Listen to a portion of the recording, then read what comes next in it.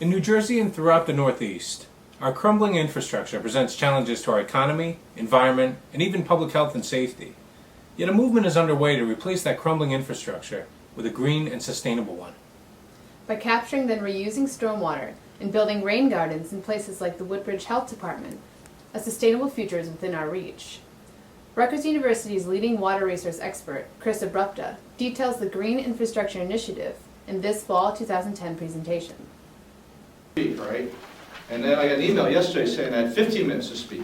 So I added 20 more slides to my presentation. Now, so I'm from Jersey. I talk fast, so if you try to keep up, guys, and if you have any questions, I'll be around later on, and you could ask those. I've been asked to talk about green infrastructure. I'm not really all that sure how it fits a lot into open space management, but it is an important topic.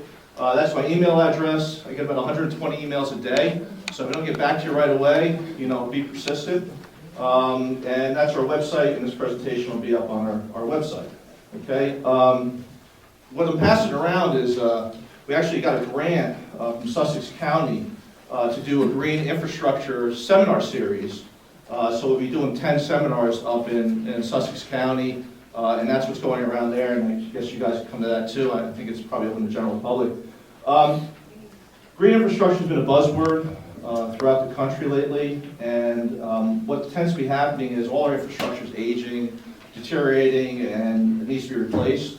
So we're trying to figure out how do we replace that in a green way, okay? So that's more environmentally friendly, more cost efficient, and we're trying to look for opportunities where we can show that. And you can see one of the goals really is to reduce maintenance costs, right? Because all our municipalities are broke, all our counties are broke, and we really don't have time to be mowing detention basins every week. We need to kind of save some money. So green infrastructure, real simply, is an approach to wet weather management that's cost effective, sustainable, environmentally friendly. Green infrastructure kind of started in very urban areas, okay, where they had combined storage, where the sanitary sewer and the storm sewer were combined, okay? So what tends to happen is when it rains, the stormwater gets into the sewer and the sewer overflows. So you have raw wastewater going into a local stream, okay? So this happens in a lot of cities. It's still happening today in Newark and in Camden and in Gloucester City and other places throughout New Jersey. So the trick to this is, well, we can fix this. There's two ways to fix it. One way would be to separate the sewers. So you have a storm sewer and a sanitary sewer. Well, that's big bucks. And you're digging up roads, putting in new piping, huge amounts of money. Another way to stop these sewers from overflowing is to stop the stormwater from going into it. So what if you captured the stormwater in rain gardens, in green roofs, and other systems and held the water there and released it back to the atmosphere through the plant leaves, through evapotranspiration, or evaporated it, or got it back into the ground and put it back into the ground, or got it to the system way after the storm. Then you wouldn't have these sewers overflowing raw wastewater. And that seems to be a more cost-effective way. So cost-effective that City of Philadelphia is spending billions of dollars trying to do this because it costs many more billions to separate the storm sewer systems. It's going on in Chicago, it's going on in New York City, it's going on in Portland, Oregon. It's one of the big places it's happening. So we started a program here in New Jersey, Rutgers Cooperative Extension, and I'm with the Cooperative Extension Service, and our job is to kind of run around and help people solve their water problems. Okay, so we've been doing that, and we've got 9 projects I want to run quickly through and show you some of the work we've done. So we've got the Woodbridge Health Department here, and we've got 2 downspouts that came down and went into this big grassed area. Every time it rained, this grassed area would fill up with water. It was very hard, and the water wouldn't go into the ground, so the water would seep back into these 2 offices next to this area. Okay. So every time we got a half-inch of rain, these women, their carpets would get wet, and their purses and papers on the floor would get wet. So we said, well, we're going to come and put a rain garden in and fix that. They're very skeptical about that.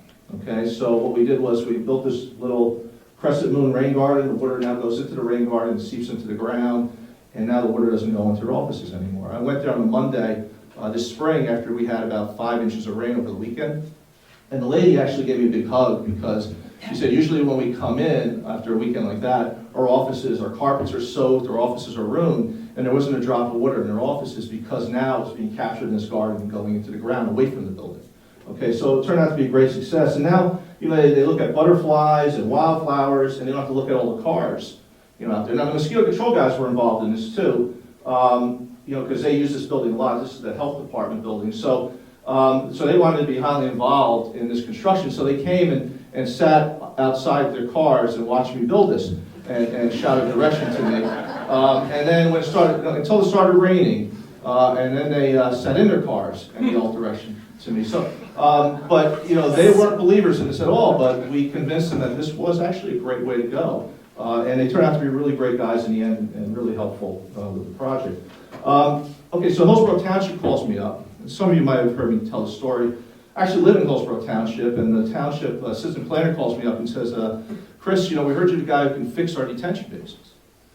And I said, okay, well, I'll bite. How are they broken? And they said, well, Bucky doesn't want to mow them. I said, okay, who the hell's Bucky? Well, he's the head of Public Works, and he's had 6 detention basins that are impossible to mow. So they wanted us to fix them so we wouldn't have to mow them. I said, what if I fix them so they infiltrate more water, they treat the water? Well, that's great, as long as Bucky doesn't have to mow them.